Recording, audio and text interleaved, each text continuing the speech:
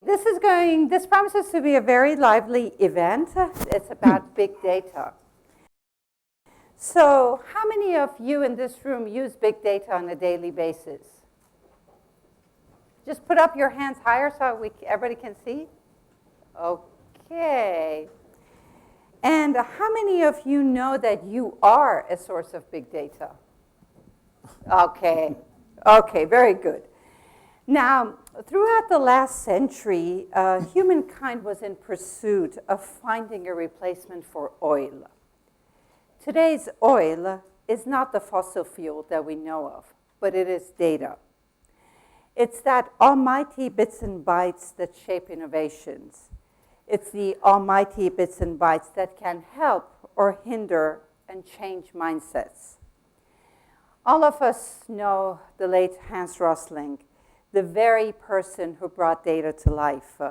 He used to advocate for letting data change your mindset and your behavior, and he was a master in doing that. Today, data has become our oxygen and the blood pumping in our veins. We're living in an interesting period where data reveals both facts and alternative facts. And I am an example of having spread alternative facts this morning.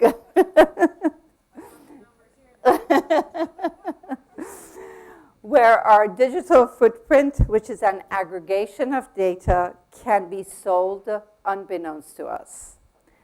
Where the data market isn't quite well regulated.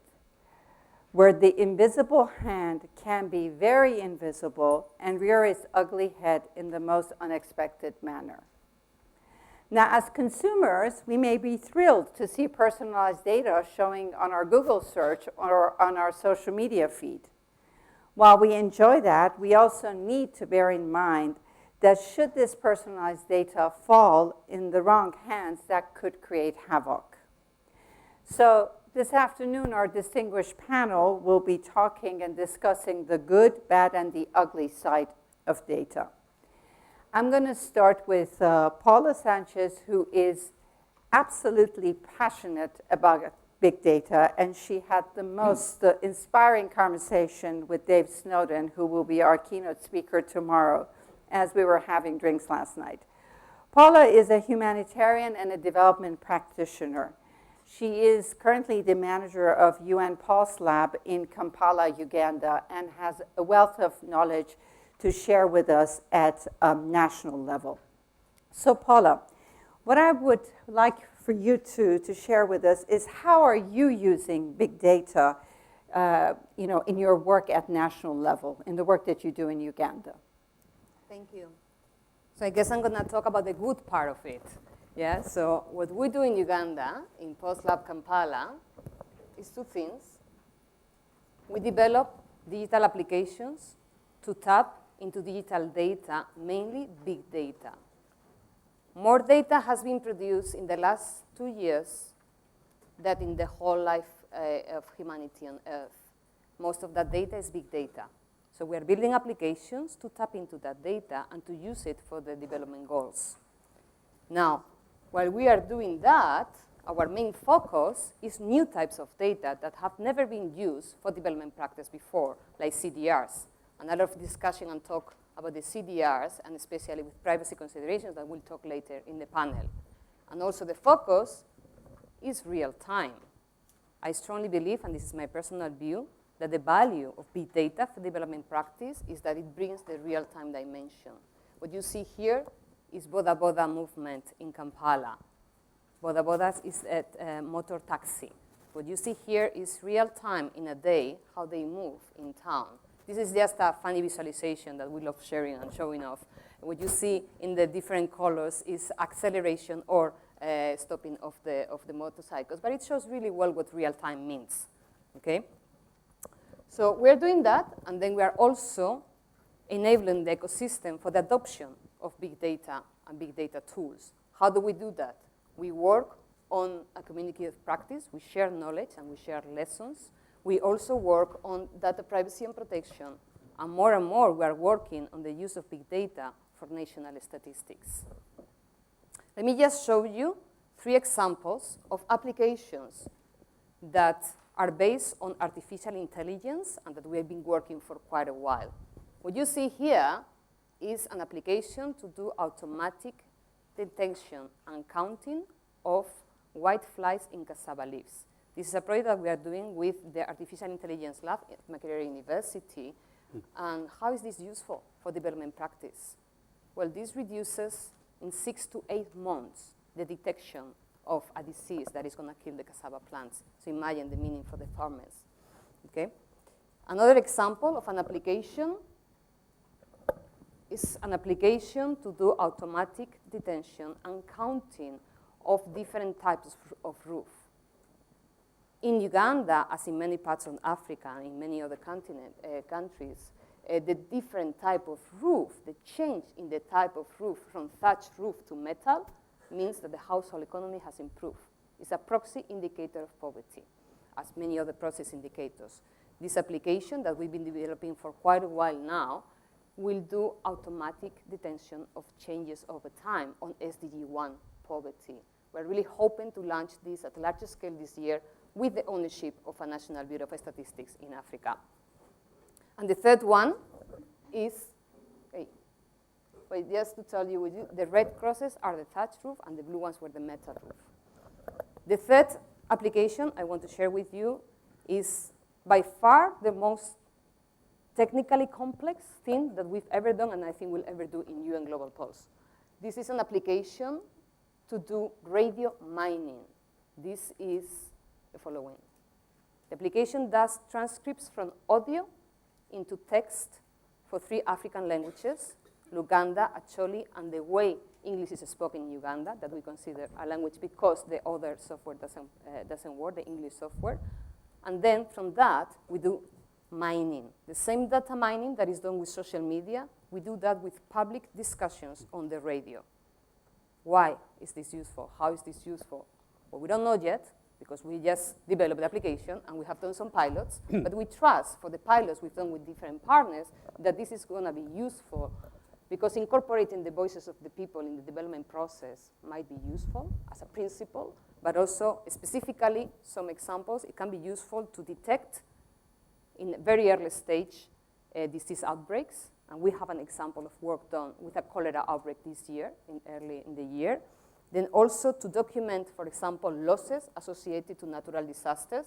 There is a lot of underreporting in Uganda, and we have done a pilot to document that local disasters and local losses associated to local disasters are reported on the radio, but also for other things like spotting rumors. Some of you who work on behavioral change campaigns in development practice, you know how important rumors are. So this tool, for example, can serve to identify rumors. And just to give you an example of a rumor that we spotted this year when the influx of South Sudanese going into Uganda is that elephants were destroying crops. People were displaced, elephants were displaced, and there was a whole discussion about how to poison the elephants, okay? And the rumor of the elephants being displaced and spotting. I stop here. Okay, thank you, Paula. Just one follow-up question. So in the case of the radio mining, how did you ensure privacy so that the, whomever was saying things, the data was not, the private data, the personal information wasn't made public? I think that if data privacy and protection are relevant in big data analytics or tools, the radio example is really the killer, in the context where we are in Uganda. So how do we protect privacy? First of all, being very aware of the risks and addressing them. So as important as the work we have developed, technical work to develop the application has been in parallel risk analysis and identifying measures to protect the privacy of the people behind the data.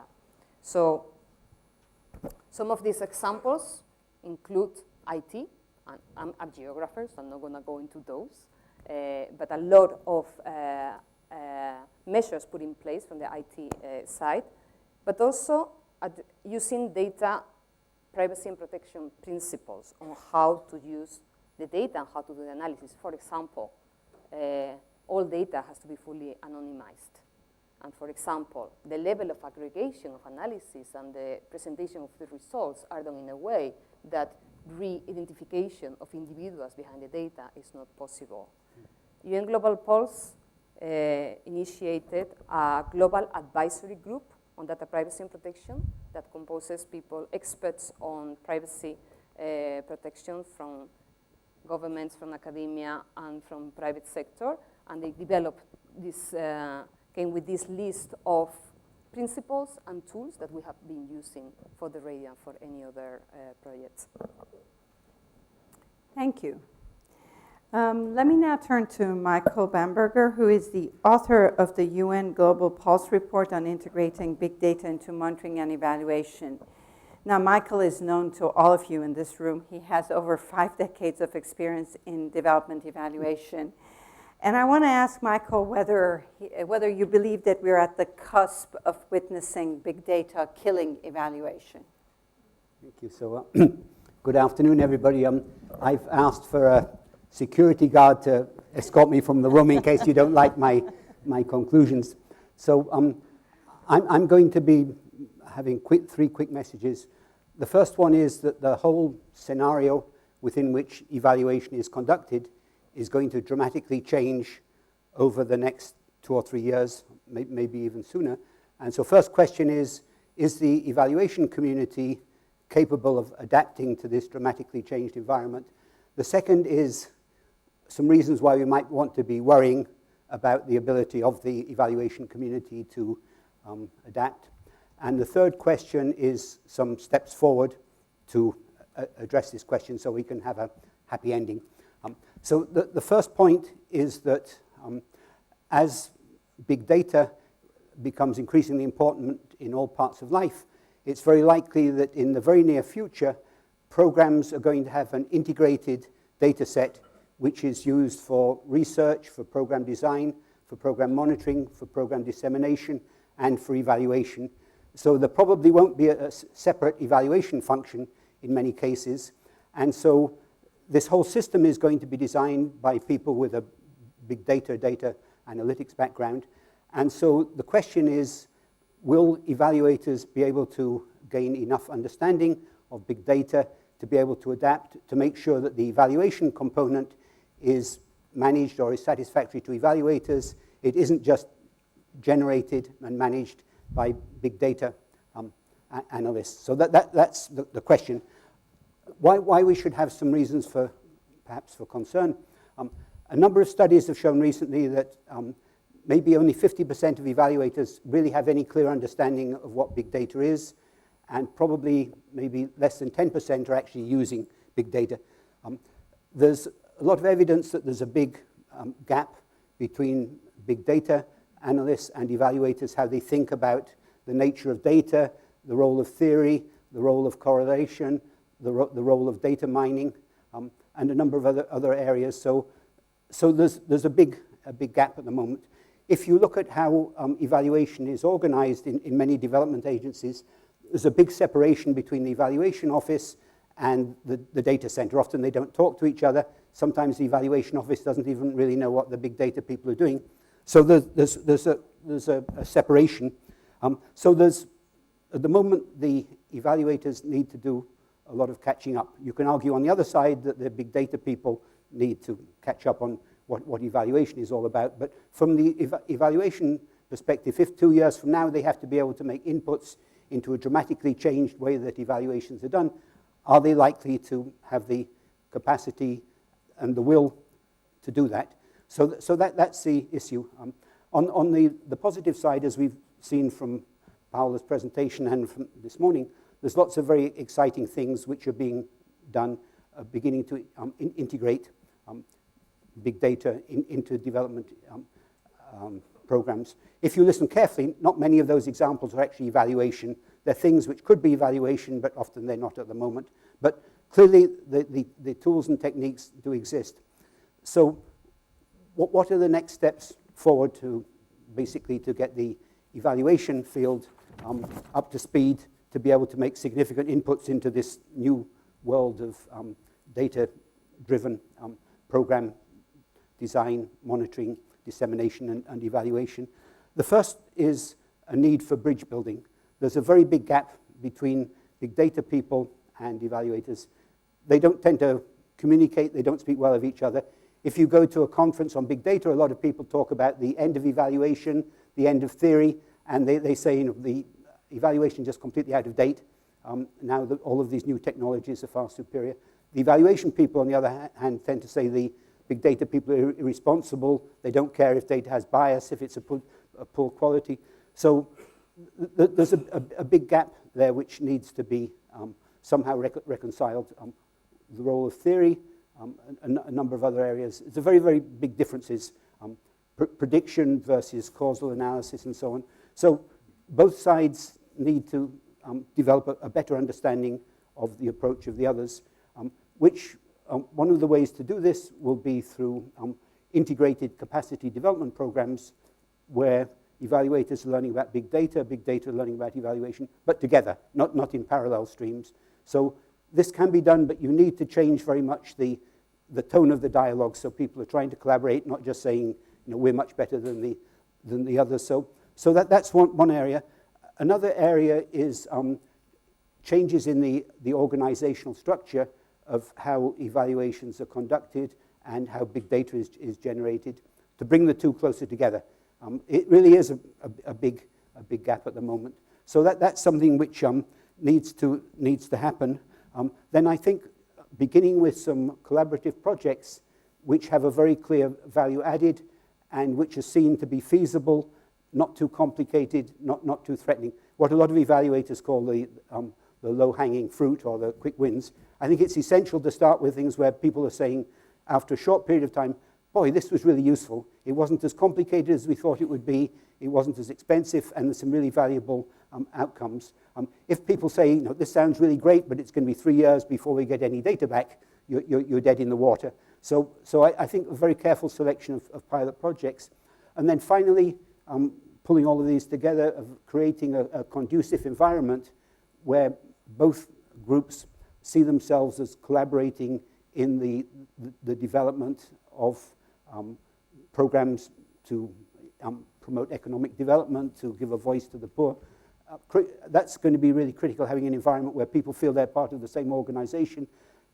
You don't have evaluators looking over the shoulder. These guys are going to come in and steal all of our budget because it's the big new thing. So there's an issue of, can evaluation adapt? There's some reasons to show that at the moment they're not adapting very quickly. Evaluation tends to be rather conservative in its approach. You spend a great deal of time developing tools which you replicate. Different approaches to knowledge, to concepts, and organizational structures which are not really very conducive to working together. So there's a challenge, there's some great opportunities. This can be done, but it's going to need a serious commitment on the part of the organizations. It's not something the evaluation office can do on its own or the data center. It has to be a commitment by the whole organization. So something to worry about, but some ways ahead, and this is solvable. So I hope if we meet again next year, people don't say, he's the guy who caused all of these troubles, but that we will really be working together. So it's an exciting time for everybody, I think so. Thank you. Thank you, Michael. If there is one piece of guidance that you can provide to the room as to how they can adopt this integrated capacity building that you were talking about, what would that be? I think one starting point was to either having some training programs together or selecting some pilot projects where you're going to collaborate together, but in an atmosphere where everybody is trying to understand the approach of the other, not trying to show you're smarter. I keep mentioning this because I've been in a lot of conferences where the dialogue is really bitter. You know, we don't need evaluators anymore. This is from the 20th century, and so creating where you're all working together on a joint project and you're really trying to make it work.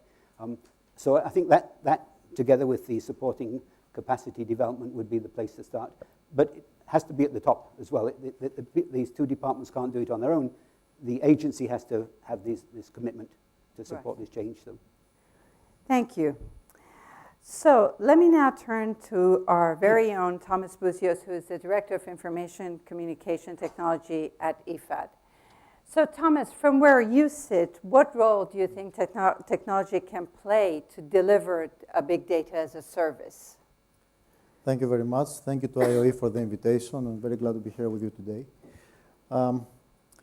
Allow me for a second to take a step back, a bit of a contrarian, and perhaps I will play a role to offer you the perspective of CIOs around the UN system and also in IFIs and other organizations.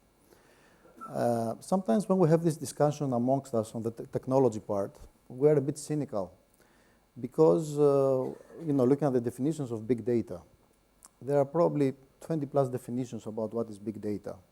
What's going to be big data tomorrow? As Paula mentioned, IBM actually has this figure, 90% of all data available today was generated the past 2 years. So how do you define big data? What about large data? So in view of this, a lot of the organizations already are struggling with managing simple data and having the common taxonomy of how they're supposed to communicate with regards to the different processes, as Michael mentioned, without even putting big data into the equation. So this is something to keep in mind. Don't get me wrong, big data has a very, very big role to play in the future, very big role, and especially because it is combining disciplines such as artificial intelligence, machine learning, and so on. This is really the power of big data. But looking a bit about what is concerning a lot of people in my domain, about how we can better engage, and I'm trying to plug also with the comment of Michael, how we can bridge the two worlds in coming up with solutions that make sense for evaluation as well. We are trying to see how first we are going to be able to support existing processes and on data management in what we call typically business intelligence or data warehouses, and try to see how big data can complement that. So I think most of my counterparties in a lot of the other organizations have projects that are trying to see how to better support the whole life cycle from design, inception, concept design, implementation, ex post evaluation, and so on.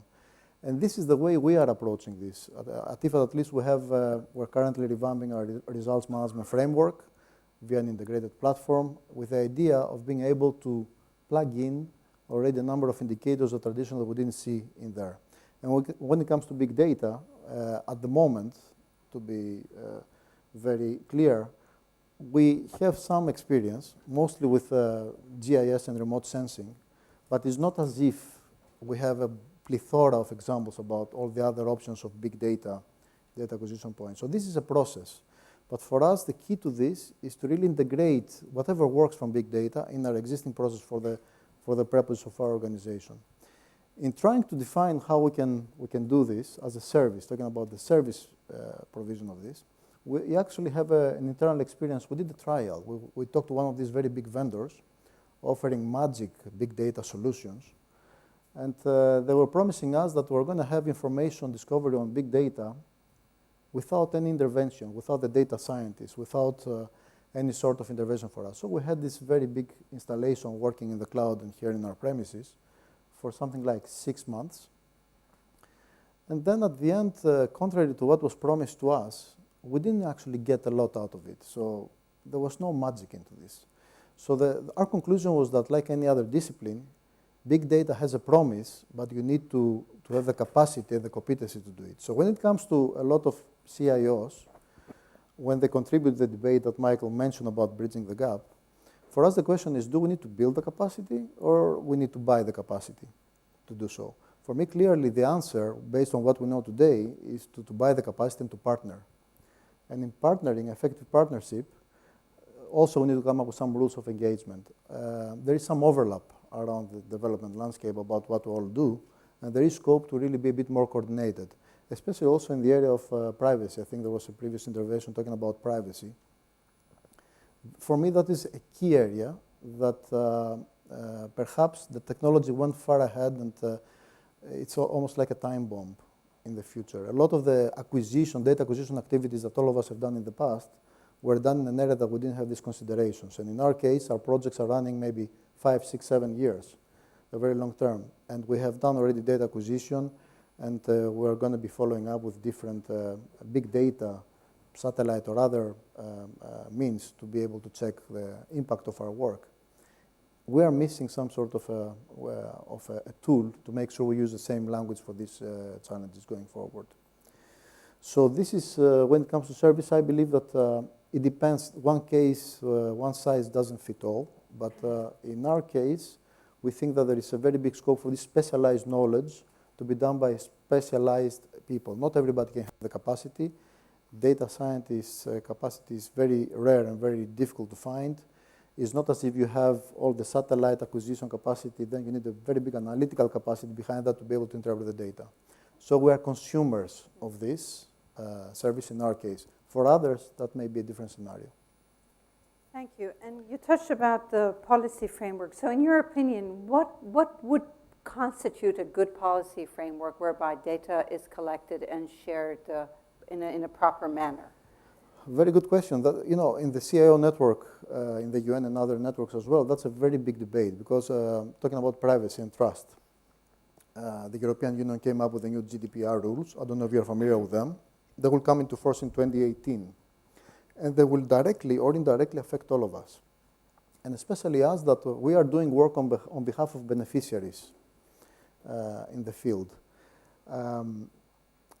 I think that we need to look at the different elements of how this legislation and other legislations are working and go a bit deeper than what we've done up to now to understand what are perhaps some service level agreement or some sort of code that we can voluntarily abide to in order to support some of these activities going forward.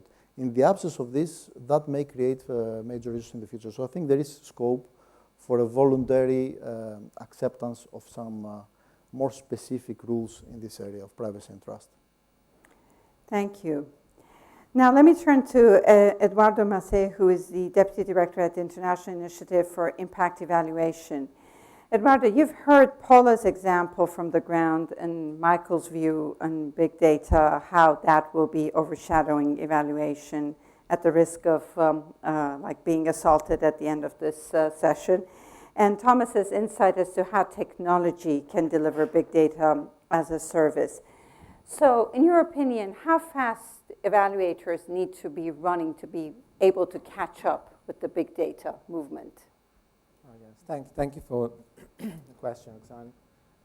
I've listened to with great interest speeches by my colleagues on big data, and I think I will try to say something speaking for work funded by FreeIE, first of all. So FreeIE is the International Initiative for Impact Evaluation, and we fund impact evaluation, by which we mean studies consisting of experiments or quasi-experiments. So studies directed to identify causality in project implementation. And some of these studies are conducted by IFAD, others by the World Bank, others Save the Children. Many of you in this room will probably have studies that are evaluated by our researchers. Now, question is, researchers are using big data. I heard, listen with great interest your examples, Paula. Yes, I could have examples as well. We're using researchers that we fund are using satellite images and to study deforestation, for example.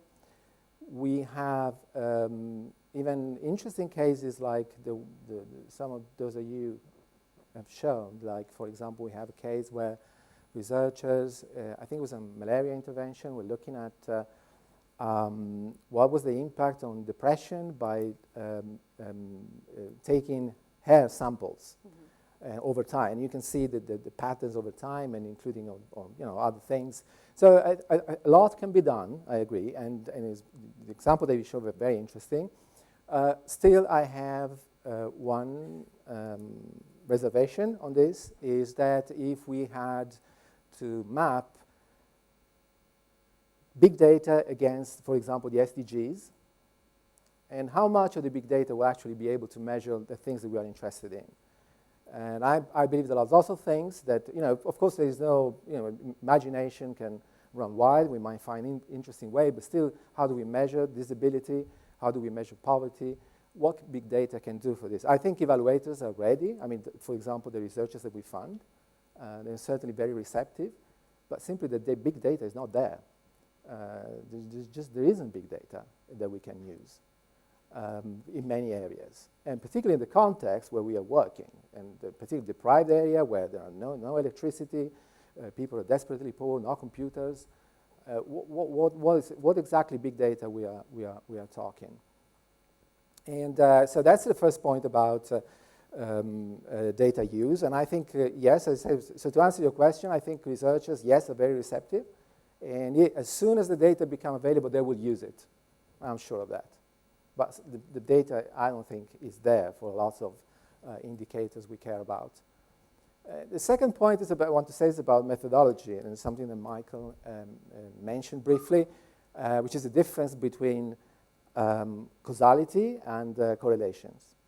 And I'm talking about methodologies because the studies that we fund are studies that do measure the causal impact of interventions. Now, big data methodologies I'm aware of, like random trees, classifications, and so also all the set of methodologies that have been devised for analyzing big data are descriptive or predictive, but they do not address causality. So I'm afraid, and if you want to assess, as of now, as of today, if you still want to assess the causal impact of intervention, you need either an experiment or quasi-experiment, big data or not, or small data. Now, it is true, however, that a lot of these methodologies could be used together with impact evaluation, together with experiments or quasi-experiments. They could be integrated. And I think there is some work which is going on in academia and by statisticians to do this. But again, we're still far from being there. I mean, as far as I know, there is very little in that area that's been done. And so we can't expect evaluators to use methodologies that are still untested and not standardized. So here's where I see big data is all great, but first, where is the data? I'm not sure we have data for everything. And second, what we're going to do with the data, we don't know yet. And I just want to make another just quick comment on something that Paula said about the ethics of data collection. Because the ethical issues in evaluation and data collections are big. And for example, F3IE is something we'll be really, really struggling with to come up with a set of principles for doing and collecting impact evaluation in an ethical way. And as I was listening to you and looking at the data that we're showing, people taxi satellite images, it seems to me that this is opening up an entirely new, it seems to me IRBs and academia were totally unprepared for this type of new data. So I think from the ethical perspective, it's going to be a big challenge because we haven't sorted out the ethics of what we have now, and we are opening up something entirely new that I'm not sure we know how to deal with. Okay, thank you for that. I'm really mesmerized by the fact that you said we don't have data, but I'm going to leave that and go to the floor and ask you guys to share your questions and comments to the panelists. Just, yes, sir, over there, and kindly introduce yourself. Well, yeah. Thank you very much for the presentations because I believe, well, it is important to include it in any kind of assignment. However, for me, it's quite interesting to have, especially Michael Bamberger's view, about the difference between the techniques which auditors use during performance audits, especially when it comes to data analytics and to continuous monitoring systems, which are there. And for me, it's interesting to see where is the difference from your point of view. Okay, let's take a couple more. Yes?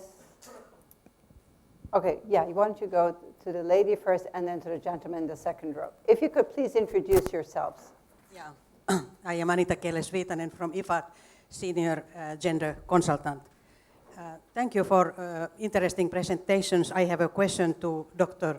Bamberger, and it relates, you made a reference to theory. So I would like to hear a little bit more about the theory, how it relates to the big data, and also whether there is really need to also to critically look at the methodologies that are used, alternative quantitative or qualitative research methodologies in connection to the theory, which always links to them. And finally, how do we combine the big data with old small data that needs to be perhaps also be included? Thank you. Okay, the gentleman in the second row. Good afternoon. I'm Wilford Simon from Publish What You Fund, and I wanted to take this very interesting discussion back to a comment that Haishan Fu made this morning, where she said the best way to get data controlled and make it accurate is to open it up so that everyone can see it. It strikes me that if we go too far down the road of big data without introducing controls and the ethical considerations, we risk turning data management and data sharing into an extractive industry, where an army of consultants and advisors descend on a country and sometimes fly satellites over it, extract data and use it to inform their own analysis without ever sharing that data with the affected population. And I would submit, by contrast, that many agencies, including this one, are sitting on big databases, mines of data, that they're not yet sharing with affected populations, or at least are not sharing in a format that is useful. So I wonder whether you feel this is a risk, that data is becoming more of an extractive industry, and how you would mitigate that risk. Thank you. Thank you. Probably data is an extractive industry if the analogy is oil. So I'm going to go to the panel, and Michael, why don't you kick us off? Thank you. On the issue of theory, some evaluators say that big data don't use theory. Some big data people write articles saying the end of theory is not needed. If you have enough correlations, you can find out causality as well as just relationships. Other big data people say that it is based upon a theory. You have to have a theory of how you're going to be constructing your machine learning. So there's a debate about how theory is used in big data.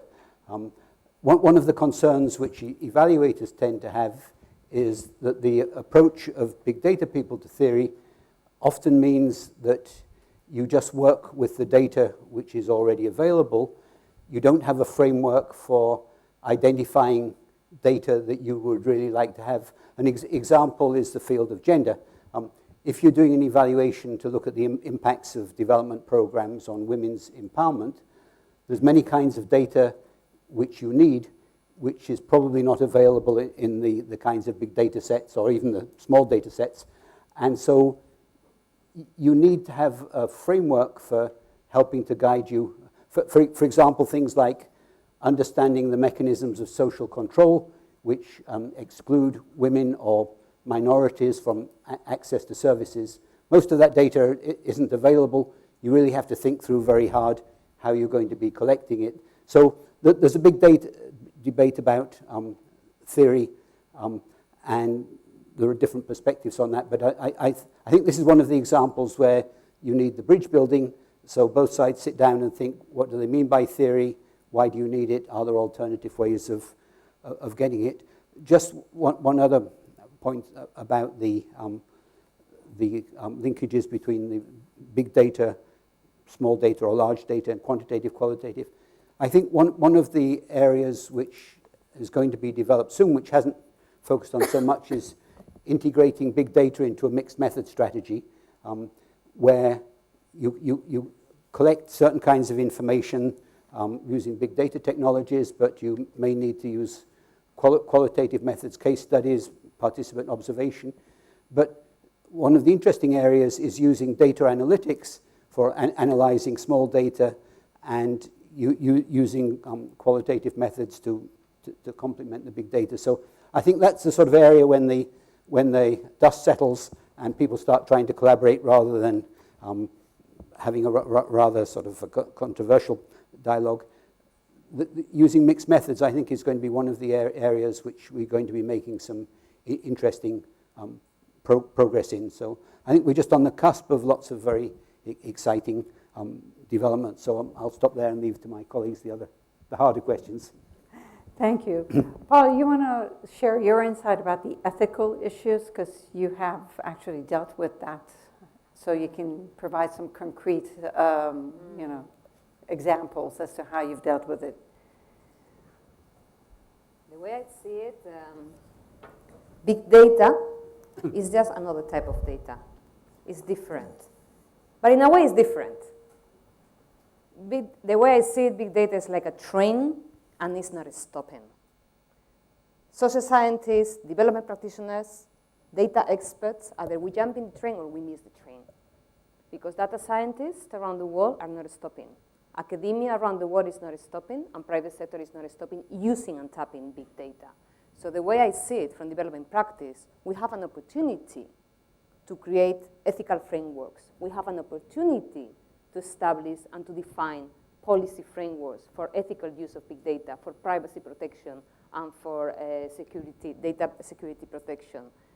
But it is happening, and it is happening on the ground in Kampala. We receive regular requests now from agencies, UN agencies, development practitioners. Can you help us doing something like this? Like, for example, developing an algorithm to give it to a government to analyze human movement from telecom records in a conflict environment. And we say, no, we can't. But this is happening, okay? And there's private sector willing to develop that algorithm, okay? So it is happening, and it's not going to stop. We have an opportunity from development practice to change this. Yeah. Yes, Edoardo. Look at you. Briefly to this. And, so I agree with you. Surely we don't want to miss the train. And we don't want to miss the opportunity of big data. At the same time, I would say that as a researcher or as somebody funding other research, I would like to be sure that data is collected in a way which is respectful. And I would not want the train to be faster than we are. Yes, I don't want to miss the train. But once the thing that strikes me about this big data that we're using, there's no human interaction. Normally I think of myself as a quantitative person, but I'm doing surveys, I'm asking people things, and here it's all by pictures and finger pricking and all those things. So how is it? So as I said, so I think we will have to think, maybe before taking the train, to think a bit more seriously about the ethical issue. I think people are already doing it, but it's not something that I'm aware of, actually. Thomas, you want to talk about, the extractive part of this? Well, perhaps as an introduction, just following up to my colleague's comments. Agree at the same time, there is no stopping this. Data is going to be everywhere, more and more and more. And whether we like it or not, that data availability is going to be everywhere. Now, we have a role to play, as Paula said, in terms of leading in our respective communities and industries to have some sort of a voluntary code or a code and try to influence this debate. And talking about the extractive effect, I think all of us are bounded by commitments to be more transparent, to be more open. We need to have the results of our work out there and the evidence out there as well. And for me, the key lies into exactly the code, how we're going to be able to anonymize, how we're going to be able to provide this data. So that's a technically intense area. It's not something we can just do in 2 seconds. It's something that we need to have a standard. That's not going to happen overnight. But if that happens, that's going to help us a lot in navigating through this data abundant period that's coming ahead of us. Great. So let me go back to the floor for more questions. Yes, over there. If you could please introduce yourself. So I'm Linda Raftery, and I work as an independent consultant, and I work quite a lot on privacy issues and also on evaluation and monitoring and evaluation, sort of big picture stuff. So a couple of questions I have. One, I think there are quite a few efforts out there already at putting together codes of conduct and ethical review and things like that. Two, I would be curious if any of your agencies, or if you know of agencies that are doing a risk-benefit, because we do a lot of times we do risk analyses, but we don't do risk-benefit. And so when we're looking at who might benefit from the use of big data, are we looking at who's benefiting versus who's taking the risk for the use of that data, which gets back to the extraction question.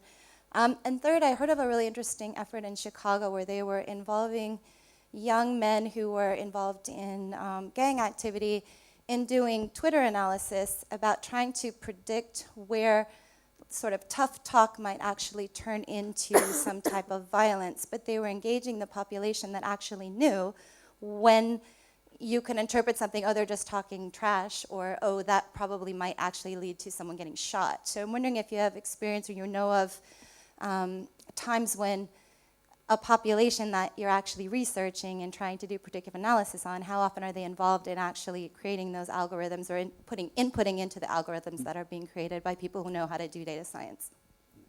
Thank you, Linda. Yes, ma'am. If you introduce yourself, please. All right. I'm Monica Ziksoka. I'm from Save the Children. I work in East and Southern Africa. I just want to ask about the relationship or the gap that we might be seeing around people getting fatigued with research and the effect it has on the type of data that we get. I mean, exhaustion and fatigued by the surveys. We go to the same communities. We are asking questions and asking questions. And looking, on the other hand, at the opportunity that we have from data that has already been collected over years, that is already seated somewhere, and we probably should be thinking about looking at that and what it tells us to answer a lot of research questions that do inform the work that we do in development, cognizant of the fact that, yes, this data may not have been collected with the mind of the research questions we may have now, but looking at what can be done with that data and how these two can really be worked around. Thank you. Thank you. And the gentleman at the back.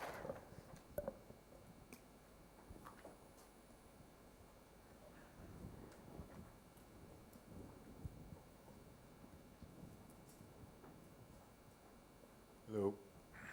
Hello, I'm Ziad Musa from the International Organization on Cooperation and Evaluation and EVAL Partners. My question relates a bit to the equity and the big data, in the sense that, to the best of my knowledge, the most flagrant examples of big data at hand relate either to consumption patterns, so use of credit cards, etc., use of services, or access, like use of social media, etc. That leaves a big question on how not to leave behind, excuse the jargon, of those who neither have access nor are consumers, who in fact are the ones we aim to serve, or let's say most of the organizations sitting in this room have a mandate to serving these. So how to serve those who do not consume and those who do not have access.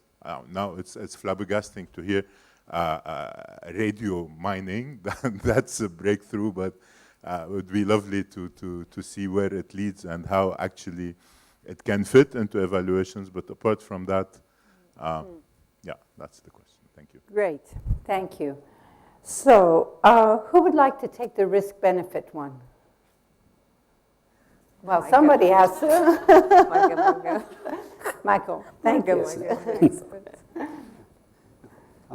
You always get tricky questions from my colleague Linda.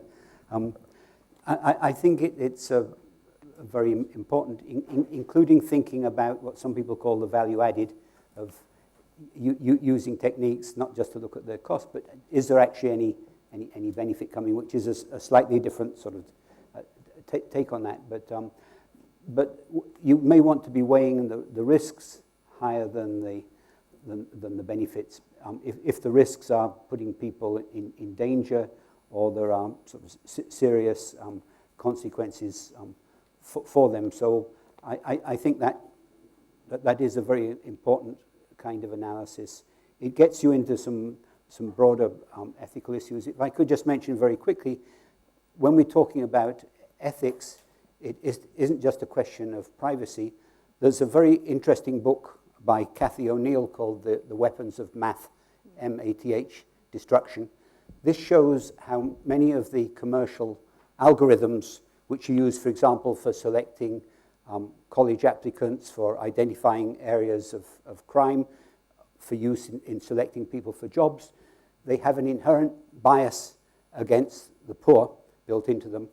One of the reasons is that very often when you're coming up with a more economical system for selecting people for jobs, one of the things you put in, this is in the United States, is the zip code. And if you put in a zip code into your algorithm, you almost automatically eliminate poor people who live in particular zip codes. And that in itself is a big ethical issue.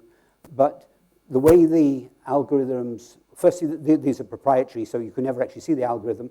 But the way their success is assessed is not in terms of social justice, it's in terms of, are you reducing the cost of selecting people from jobs? So they never actually test the validity of the algorithm in terms of, are you selecting people who will perform better in their job? You're just saying this is a great algorithm because you reduce the cost of selecting people, and you're doing that to some extent by just easily cutting out the poorest and most vulnerable groups. So this is a much wider range of issues when you start using these very sophisticated algorithms, which nobody has the opportunity to understand how they're being developed. So I just wanted to put that on the table as well. So. Yes, Thomas. Yeah, thank you. Perhaps if I may as well combine a bit the two questions by the audience. We didn't touch upon another aspect, we're talking about risk return, the monetization aspect of data. I mean, we shouldn't kid ourselves. Organizations and companies realize more and more the value of data, and data has a value. And tomorrow it's not going to be like today. A lot of the data is not going to be so accessible as it is today. You have to pay to obtain them or abide by certain rules. So in the risk returns, we have to take that dynamically to account. Number two, it was mentioned that there is already a number of, and I fully agree with Michael, it's not only a privacy question, there is a number of codes and standards. Well, there are many, but to my knowledge and experience, I was previously subject to, again, the EU data protection privacy rules. This is governed by a document which is 30 plus pages. Now I think it's 60 pages, the latest version of this. And it's extremely sophisticated. If you really care about this issue, I really recommend it to look at it, because data management is not an easy area to understand in terms of the different roles involved in this process.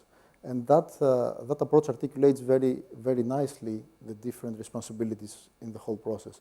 A lot of the other codes that exist tend to be one-pagers with very high-level descriptions, and they don't cut it if we really care about ethical dilemmas, as Michael mentioned.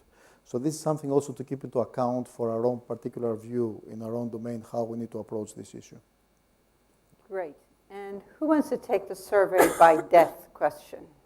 How many times do we have to survey the same people? Okay, great. Yeah. Go for it. I think on those grounds, big data are great, because as I said, there is no human interaction, so that's fantastic, right? So there is no fatigue. And you can also claim that it's really objective, no lies. There is no way people can fake it. It depends, depends what you get from this data, but certainly that will solve the issue. Big data will solve that. I think you said something about, and I want to take this point because somebody else made the same point about data sitting somewhere in databases and computers, or why don't we use it? And well, if we're talking about evaluations the way we mean it, impact evaluations, I'm afraid you have to collect new data. You can't use all data.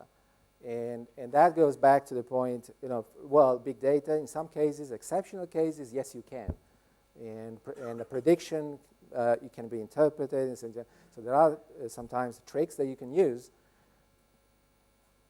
but most of the time you have to collect new data. So it's not true that to address, if you want to understand how the program works, that you can use already existing data. That's not true in most cases, I believe.